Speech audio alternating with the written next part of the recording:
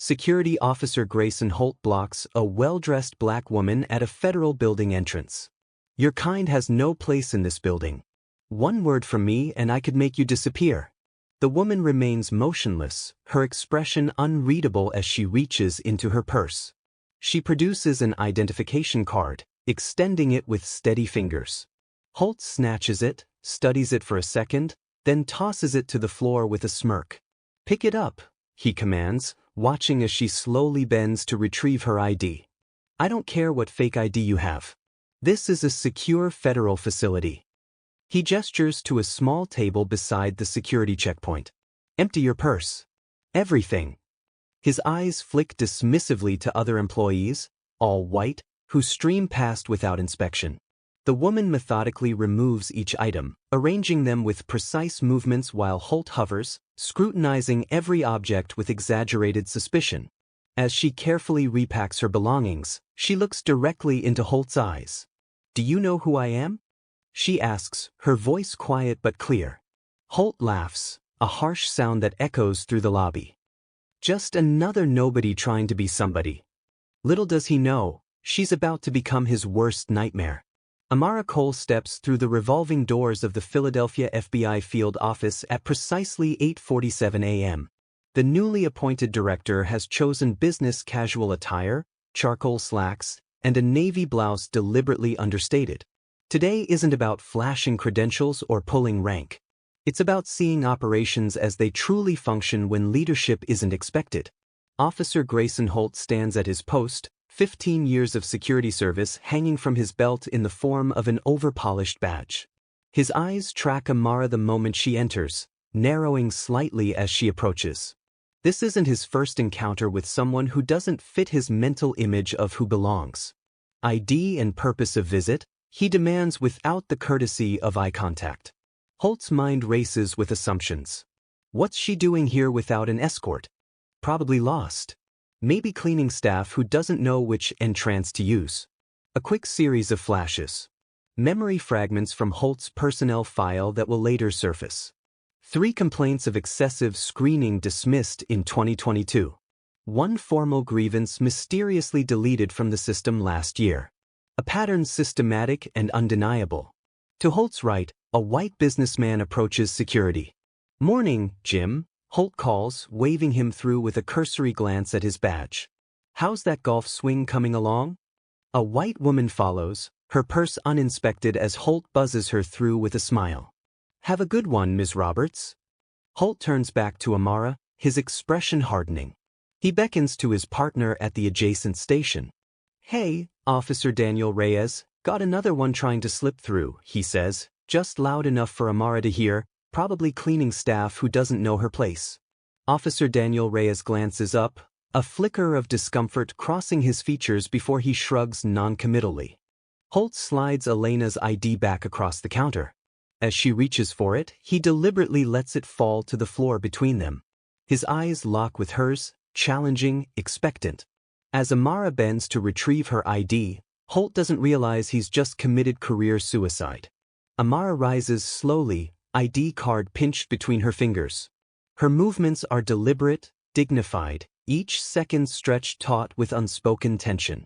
She meets Holt's gaze, her expression revealing nothing of the calculated assessment happening behind her eyes. "May I have your name and badge number, please?" Her voice carries the quiet authority of someone accustomed to being heard the first time. Holt scoffs, his hand moving to cover his identification badge. "So you can file a complaint that'll never be read."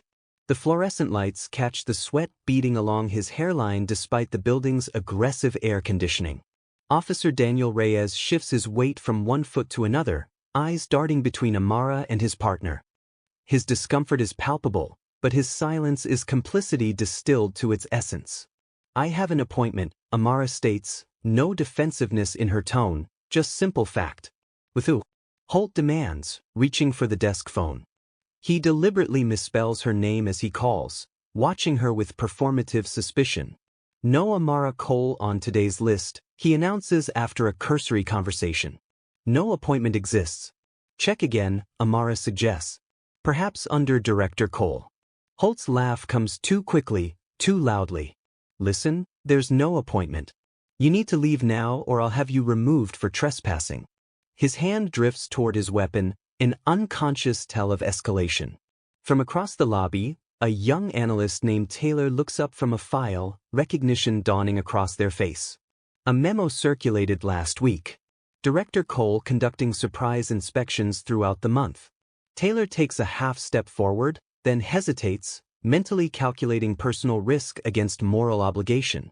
I'm not leaving, Amara says, her voice leveled despite Holt's growing agitation. I have legitimate business here. Holt steps around the security desk, invading her space. That's it. I'm calling backup to remove you from the premises. His voice rises, designed to create a scene to frame Amara as the aggressor. You're making a mistake, she says. Not a plea, but a warning. Holt's radio is already in his hand. We'll see about that. You have exactly 5 seconds to step aside or I promise you'll regret ever putting on that badge. Security backup to main entrance. Belligerent trespasser refusing to comply. Holt's voice crackles through the radio, his eyes never leaving Amara's face. He gestures toward a hard plastic chair positioned against the wall. Sit now. Amara evaluates her options with clinical precision. Creating a scene serves no purpose. Documenting this encounter serves many. She takes the seat back straight, hands folded in her lap as curious eyes turn toward the unfolding spectacle. Attempting to infiltrate a federal building, Holt announces loudly for the benefit of passing employees claims to have an appointment that doesn't exist. Officer Daniel Reyes approaches, lowering his voice. Maybe we should run her credentials more thoroughly. Check the database again. Back to your post. Holt snaps. I've got this handled for 23 minutes. Amara notes the exact time on the lobby clock. Holt makes her wait. He processes 17 other visitors during this period. 15 white, 2 Asian, all with minimal screening. All while she sits in public view like a cautionary exhibit. Stand up, Holt finally commands, retrieving latex gloves from his station with theatrical slowness. Enhanced security check. Amara rises, maintaining neutral eye contact as Holt circles her. Remove your jacket. His voice carries just enough for nearby visitors to turn and stare. People like you are known to conceal items. People like you. The phrase hangs in the air, heavy with implication. Amara complies, cataloging each violation, each witness, each camera angle with methodical precision. Arms out. Holt's gloved hands move along her sides, lingering inappropriately at her ribs. Standard procedure, he adds with a smirk that suggests otherwise. A rustle of movement breaks the tension. Taylor approaches carrying a paper cup of water, extending it toward Amara with nervous determination. Thought you might need this, Taylor says, leaning in to whisper. I know who you are. Amara accepts the water with a subtle shake of her head. Stand down, her eyes communicating what her position cannot. Holt intercepts, knocking the cup from Amara's hand. Water splashes across the polished floor. You don't interact with suspects, he barks at Taylor. Return to your workspace or I'll report you for interfering with security protocol. Throughout the humiliation, Elena's gaze systematically catalogs faces, name badges, witnesses, the security camera in the northeast corner, the timestamp on the digital display, the receptionist averting her eyes in shame. She isn't just enduring this moment. She's preserving it, preparing it for the record. Put your shoes back on, Holt finally says slowly. As Holt turns to retrieve his radio, it crackles to life with his supervisor's urgent voice. Holt, report to Station 2 for package inspection. The radio falls silent, leaving Holt visibly annoyed at the interruption. Don't move, he orders Amara before stalking away. In his absence, Amara makes her move, not from panic or desperation, but with the calculated precision of someone accustomed to contingency planning. She reaches into her jacket pocket, extracting her phone with subtle efficiency. 3 letters comprise her text to her executive assistant, XY. Nothing more is needed. Protocol established on her first day as director. Across town at FBI headquarters, Assistant Director Maya Coleman's phone vibrates. Her expression shifts from routine bureaucratic fatigue to sharp focus. She reaches for a secure line, initiating a series of predetermined actions. No questions asked, No confirmation needed. Holt returns, his stride purposeful, eyes narrowed with renewed suspicion. In here, he directs, gesturing toward a windowless security office. Now the room is small, utilitarian, with a metal desk and 2 chairs bolted to the floor. Holt closes the door with a deliberate click. Phone, he demands, palm outstretched. Security procedure. Amara surrenders the device, already having sent what was necessary. Holt places it in a metal drawer, locking it with theatrical emphasis. You know, he says, his voice dropping to a confidential register as he leans against the desk. People who don't belong disappear all the time in our system. Paperwork gets lost. Access gets denied. His smile doesn't reach his eyes. No one would even look for someone like you. When Holt exits to retrieve forms, Amara's gaze immediately locates the security camera in the upper corner. She positions herself precisely in its view, facing the lens directly. Officer Grayson Holt has threatened that people who don't belong disappear all the time, she states clearly, reciting his exact words for the record. He further stated, no one would even look for someone like you while confiscating my personal property and detaining me without cause. Her eyes catch the landline phone on the desk. She lifts the receiver, dialing a number from memory. Authentication code 8736 Delta, she states when the line connects. Silent protocol, field office, Philadelphia, security desk. No intervention. She replaces the receiver just as Holt's footsteps approach. The scene splits. Amara sitting composed in the barren room while across the city, her executive team mobilizes with practice efficiency. Assistant Director Maya Coleman notifies Deputy Director Reed Lawson, who accesses the security feed. Within minutes, 16 senior FBI officials are watching Holt's every action in real time, recording every word, every gesture.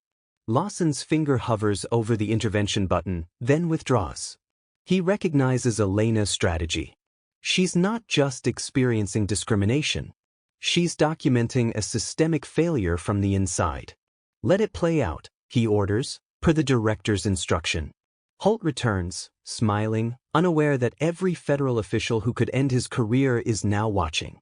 Holt slaps a sheath of papers onto the metal desk, the sound sharp in the confined space. Detention documentation, he announces with bureaucratic satisfaction. You failed to meet security clearance requirements for this facility. He slides the forms toward Amara, tapping a signature line at the bottom. Sign here. Acknowledges you were denied entry for non-compliance with federal security protocols. Amara scans the document, immediately identifying the waiver of rights buried in the legal language. I'm not signing this, she states simply. Holt's jaw tightens momentarily before his features arrange themselves into mock concern. He reaches for his coffee cup, positioned precariously close to the desk's edge with a movement too deliberate to be accidental. His elbow nudges it. Dark liquid splashes across Elena's cream-colored blouse. Clumsy me, Holt says, producing a handful of rough paper napkins. Let me help you with that. Amara accepts the napkins without reaction, dabbing at the spreading stain while maintaining unwavering eye contact. Thank you, she says. Each syllable precisely measured. The door opens. A man in a crisp suit appears, his ID badge identifying him as Office Manager Patel. Is there an issue here? Patel asks, eyes moving between Holt and Amara with professional concern. Security matter? Holt replies curtly. Not your department. This woman has been detained for quite some time, Patel persists. Has her identity been verified through the central database? Holt's posture shifts subtly, a predator sensing a challenge to territorial dominance. Maybe I should review your access credentials, Patel. See if they're still appropriate. The threat hangs in the air, naked and effective. Patel's resolve visibly wavers, his gaze dropping. Just following up on unusual activity reports, he mutters, already retreating. I'll find you later, Holt calls after him, the promise unmistakable. At FBI headquarters, the command room buzzes with focused activity. Analysts pull Holt's personnel file, revealing 17 similar incidents over a 12-year period. Each complaint mysteriously closed without action.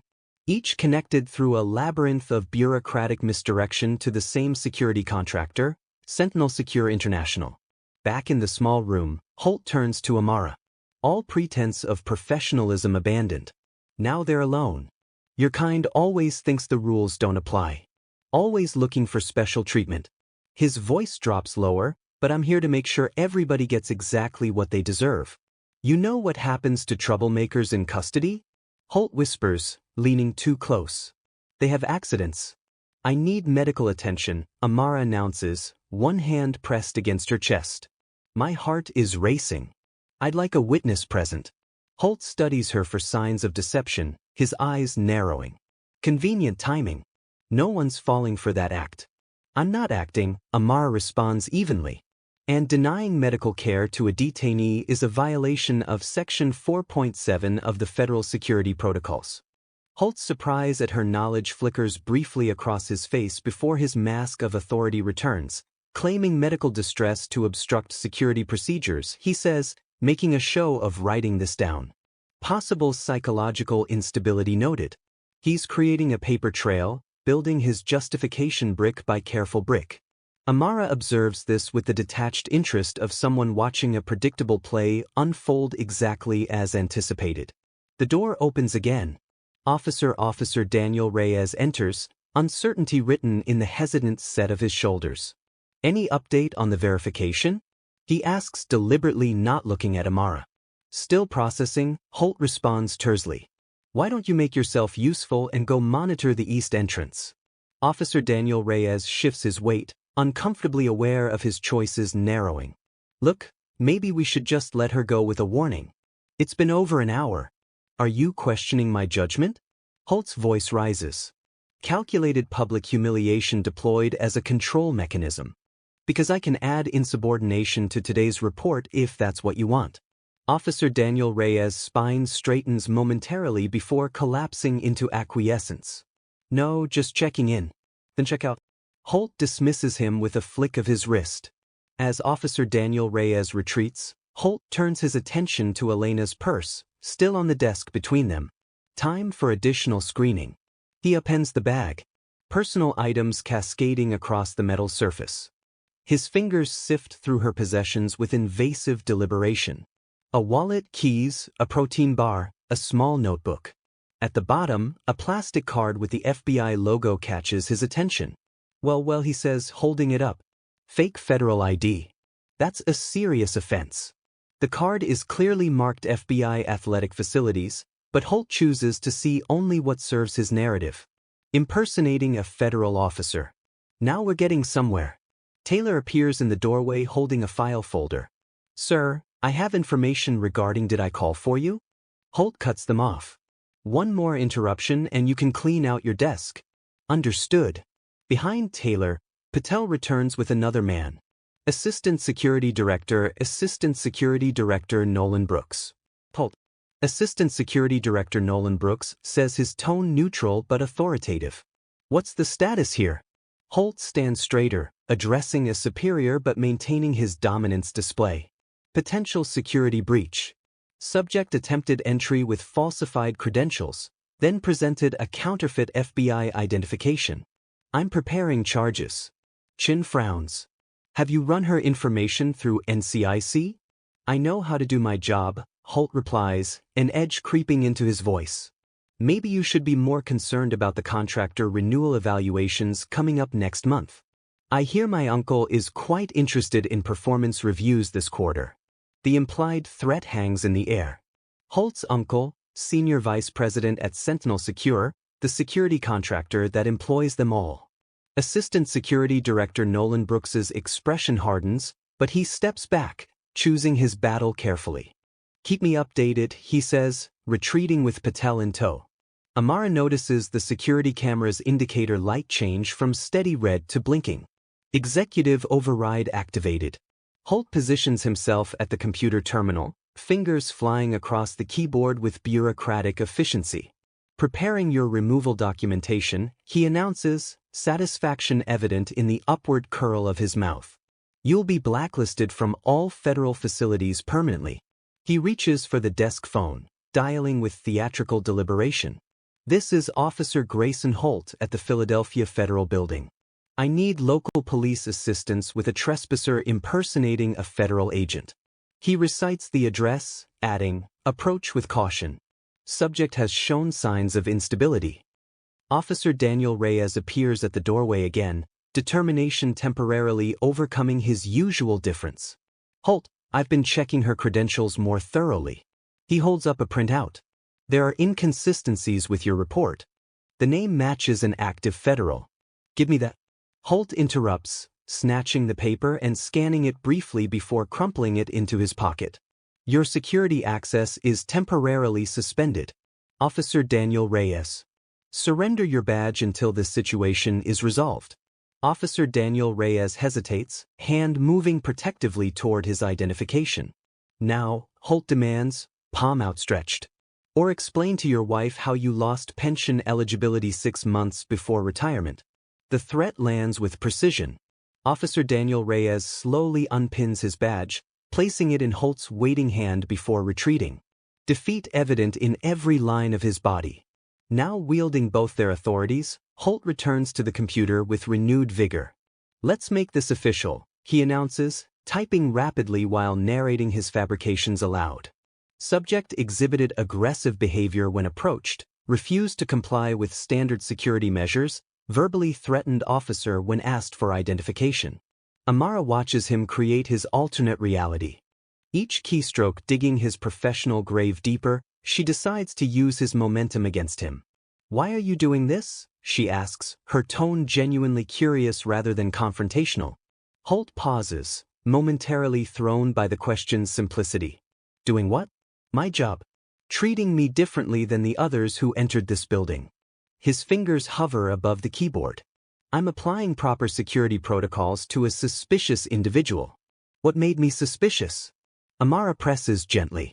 "Specifically, experience," Holt answers, resuming his typing. 15 years at this desk teaches you to recognize who belongs and who doesn't. And I don't belong because the trap is set with such subtlety that Holt walks directly into it. People like you always have an agenda, always trying to get where they shouldn't be, demanding special treatment. His typing grows more forceful, punctuating his words. "Someone needs to maintain standards. Someone needs to protect these institutions from being overrun." Each word is another nail in his professional coffin. Each syllable captured by the blinking camera above. A commotion in the hallway draws Holt's attention. The local police have arrived, waiting in the lobby as protocol requires. Holt stands, straightening his uniform. "Wait here," he instructs, gesturing to a young security officer to watch the door. "Don't let her leave." The junior officer nods nervously, clearly uncomfortable with the situation, but unwilling to challenge authority. "Officer Grayson Holt." A commanding voice calls from the doorway. "I believe you're about to meet the FBI director." Deputy Director Reed Lawson stands in the doorway, his 6 feet 4 inches frame filling the space with authoritative presence. Behind him, 4 agents in impeccable suits form a human barrier between the security office and the growing crowd of onlookers in the lobby. Holt turns, irritation flashing across his features at the interruption. His expression shifts to relief when he spots the FBI credentials displayed on Lawson's lapel.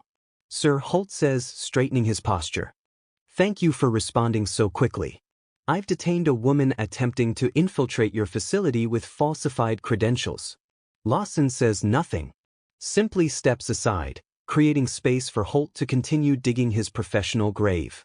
"She's been belligerent, uncooperative, and presented a counterfeit FBI identification card." Holt continues, warming to his narrative. "I've already contacted local police to process her arrest for impersonation of a federal officer." "And Officer Grayson Holt," Lawson interrupts, his voice carrying the quiet authority of someone who never needs to raise it. "Have you ever met FBI Director Amara Cole?" Holt's flow of words stops abruptly, his brain struggling to process the question's implications. "The director?" "No." Lawson steps fully into the room and extends his hand toward Amara. "Director Cole, on behalf of the Philadelphia field office, I deeply apologize for this unfortunate reception." The color drains from Holt's face as reality crashes through his carefully constructed narrative. His mouth opens, closes, opens again as Amara rises from her chair, accepting Lawson's assistance with quiet dignity. Deputy Director Reed Lawson, she acknowledges with a nod. I see you received my signal. Yes, Director. We've been monitoring for the past 47 minutes. Lawson turns to Holt, whose complexion has now taken on a grayish hue. Officer Grayson Holt, you've just participated in an unannounced field inspection of security protocols and bias incident response. I was just following standard procedure, Holt stammers, his confident demeanor evaporating like morning dew under harsh sunlight. The director didn't identify herself properly. I had no way of knowing. Is threatening to make someone disappear standard procedure, Officer Grayson Holt? Lawson asks, removing a tablet from his suit jacket. He taps the screen and Holt's voice fills the room. People who don't belong disappear all the time. No one would even look for someone like you.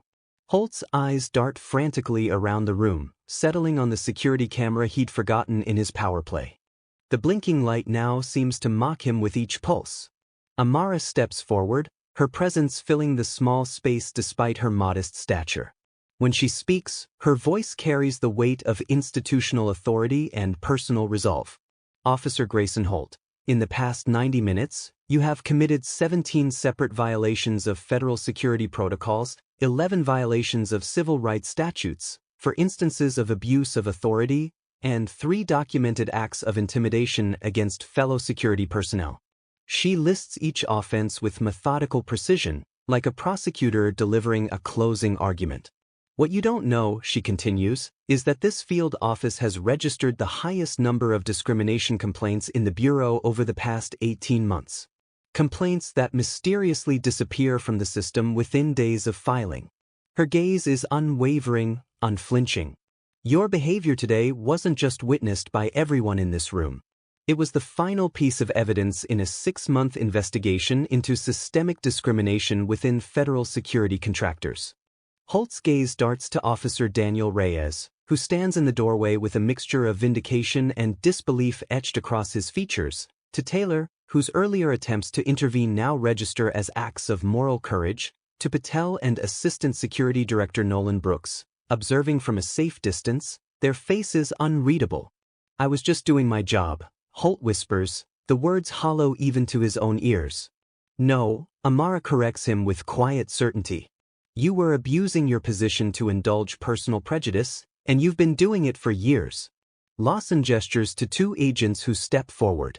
Officer Grayson Holt, please surrender your security credentials and access cards.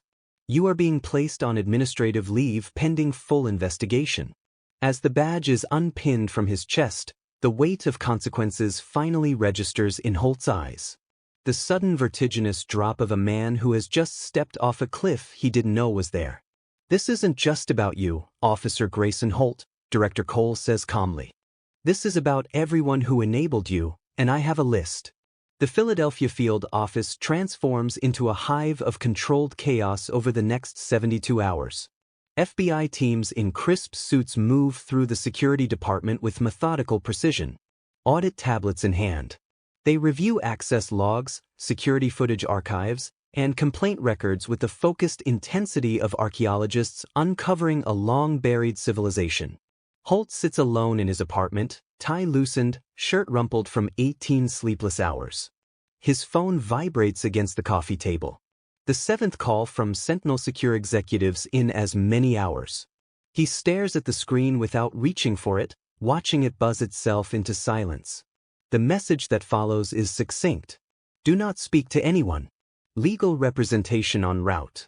Across town in a glass-walled conference room, Sentinel Secure's crisis management team assembles with grim determination.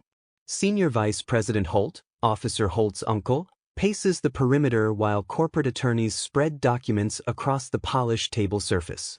We'll terminate him immediately, the VP announces to the room. Issue a statement distancing ourselves from his actions. Make it clear this was an isolated incident, not reflective of company policy. In the FBI's temporary command center, Amara reviews footage from Holt's 15-year employment history. The pattern emerges with unmistakable clarity. Hundreds of non-white visitors subjected to enhanced screening while their white counterparts pass through with perfunctory checks. The timestamps tell their own damning story. Average wait time for white visitors, 47 seconds. For minorities, 12.3 minutes. Director, an analyst calls, gesturing toward her screen. We found something in the financial records. Amara leans over the display, scanning rapidly. Every discrimination complaint filed against Holt shows the same pattern. Initial documentation, preliminary investigation, then nothing. Cases closed without resolution. Paperwork vanished from the system. Cross-reference these dates, she instructs, indicating the complaint dismissals with Sentinel Secure's payment records to federal officials. The analyst's fingers fly across the keyboard. Data points align with damning precision. 17 complaints disappeared after 17 payments to a consulting firm owned by the former security director's spouse. Holt's phone buzzes again. He answers this time, his uncle's voice immediate and sharp. Say nothing. Admit nothing. We're handling this. They have recordings, Holt replies, his voice hollow. Everything I said to her. Everything. Silence stretches across the connection before his uncle responds. Then you're on your own. And the line goes dead. Officer Daniel Reyes sits across from an FBI interviewer, his retirement photo on his desk visible in the background, a reminder of what he stands to lose and what he hopes to preserve. Yes, he confirms, voice steady despite his trembling hands. I witnessed Officer Grayson Holt apply different standards based on race consistently throughout our time working together. I reported it twice in 2022, once in 2023. He pauses. The complaints disappeared. After the second one, my shift schedule was changed to night duty for 3 months. Taylor provides names, dates, specific incidents, a catalog of abuses witnessed but never formally reported. We all knew, they admit, shame evident in their downcast eyes, but he had protection from above. Anyone who spoke up found themselves reassigned or worse. The evidence mounts hour by hour. 17 current and former security officers come forward with similar accounts. Security logs reveal systematic patterns of discriminatory treatment. Internal emails between Sentinel Secure executives discuss Holt's approach with knowing euphemisms and tacit approval. In the executive boardroom of Sentinel Secure's headquarters, CEO Nora Whitfield receives the preliminary findings with calculated composure. This is clearly one rogue employee, she says to the FBI representatives. We have strict anti-discrimination policies that Amara slides a thick file across the polished table surface. 342 complaints across 62 federal facilities in the past 5 years. All involving your personnel, all mysteriously resolved without action. She opens the file, revealing emails, financial records, and internal memos bearing Sentinel Secure letterhead. This isn't about one bad apple, Ms. Winters. Your company has systematically buried discrimination complaints, intimidated witnesses, and retaliated against those who spoke up. Winters's corporate mask slips momentarily before she recovers. These allegations are concerning. If true, we'll conduct an internal. This isn't an allegation, Amara interrupts. It's evidence of contract fraud, obstruction of justice, and civil rights violations. Your company is now under federal investigation. The news breaks 48 hours later. FBI uncovers systematic discrimination in federal security contractor, reads the headline. Holt's name appears in paragraph 3. His 15-year record of abuse summarized in clinical detail. His phone stops ringing. Sentinel Secure's legal team no longer answers his calls. The union representative responds with a email.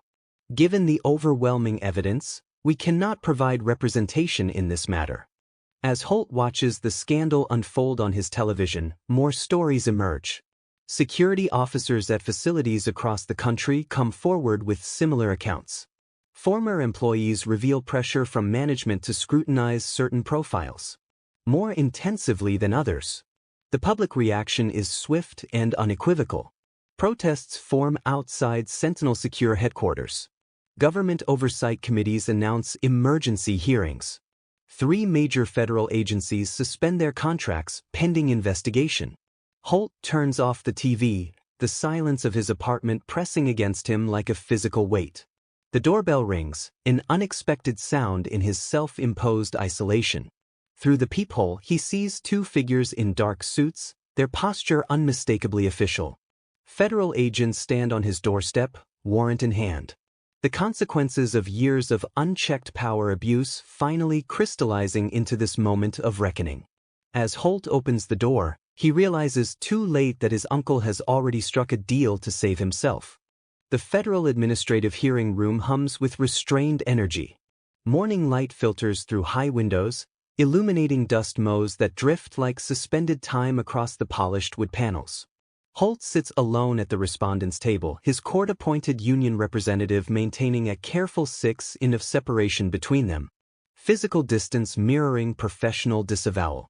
Across the aisle, the government's table hosts 3 attorneys from the Justice Department's Civil Rights Division.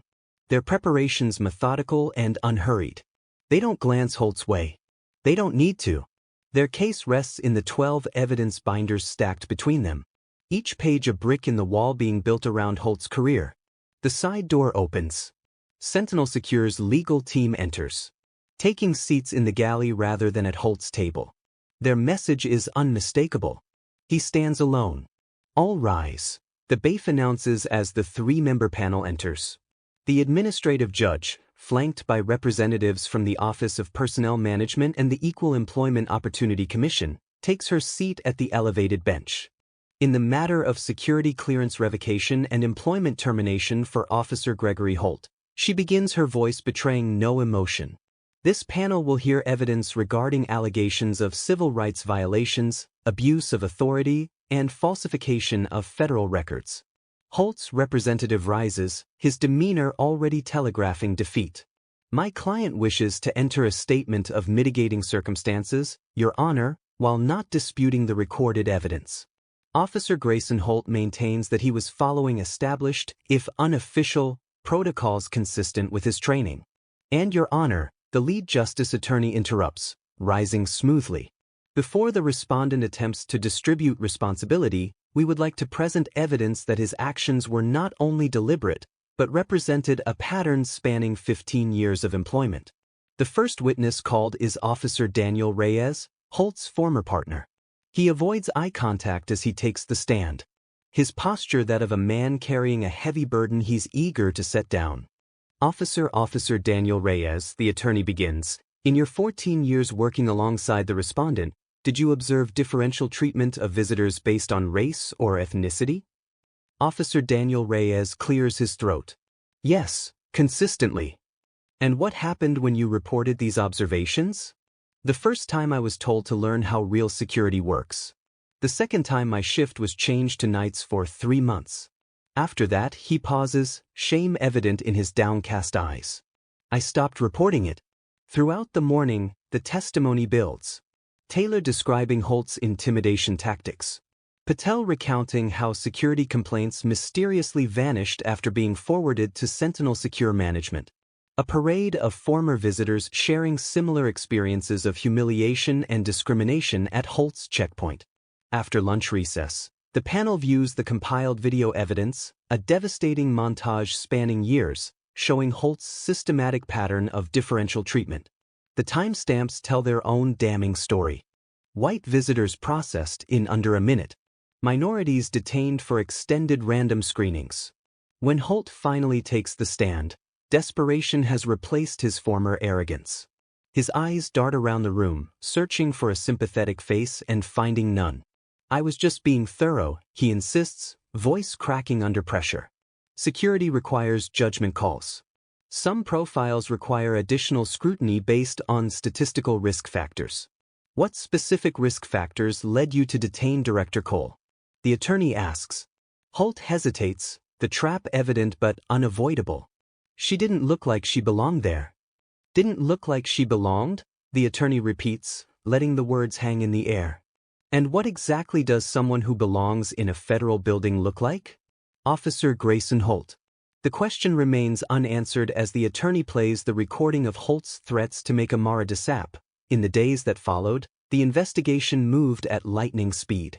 With video, logs, and sworn statements, The Bureau suspended Sentinel Secure contracts pending reform. CEO Nora Whitfield agreed to federal monitors, transparent complaint tracking, and mandatory body cams for all checkpoint staff. Congress advanced the Federal Facility Equal Access Act, creating independent oversight and standardized, bias-free screening across the country. Officer Grayson Holt faced administrative charges, criminal referrals, and civil suits. His clearance was revoked, his pension forfeited. Meanwhile, the Philadelphia field office adopted open, consistent procedures, wait time gaps closed, and real threats, not profiles, were caught. Months later, Director Amara Cole walked through the same doors. The lobby was brighter, the protocols posted, and every visitor, no matter their face, accent, or attire, moved through the exact same steps. That was the point all along. True power isn't making people disappear. It's making fairness impossible to ignore.